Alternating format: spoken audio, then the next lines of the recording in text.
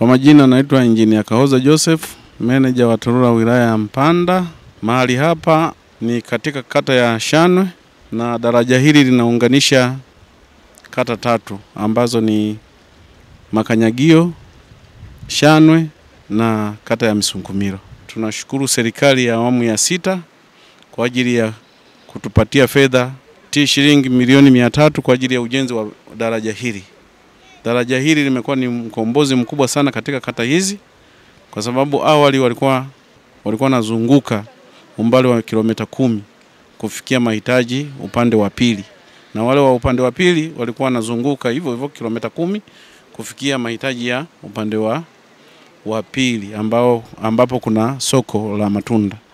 Hivyo tunashukuru sana serikali ya awamu ya 6, na sasa hivi tuko kwenye hatua za mwisho za utekelezaji. Tulianza mwaka 2024 ujenzi wa daraja hili, lakini ilipofika wakati wa masika tulisimama kwa muda mrefu kwa sababu huu mto ulikuwa una maji mengi sana. Hivyo tuliendelea ujenzi na sasa hivi tunatarajia ukamilishaji wa daraja hili utakuwa umekamilika kwa ajili ya kumalizia tu uwekaji wa changalawe maingilio ya daraja na daraja. Mimi naitwa Angelina Godfrey. Ninatokea Kigamboni. Mwanzoni kabla ya daraja tulikuwa tunapata shida kuvuka ngambo ya pili.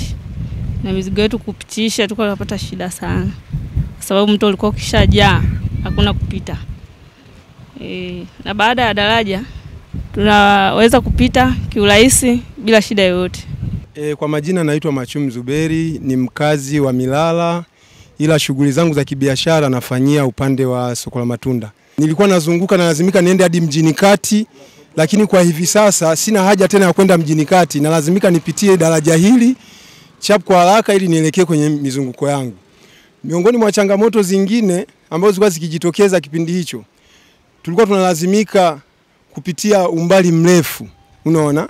Na hapa lilikuwepo daraja dogo sana. Kiangazi tulikuwa tunapita, lakini ilikuwa ikifika masika hapapitiki. Yaani kinyesha tu mvua moja kulingana na ukubwa wa mto, panakuwa hapapitiki tena. Lakini kwa hivi sasa naamini hiyo kero itakuwa imeisha na haitajirudia tena.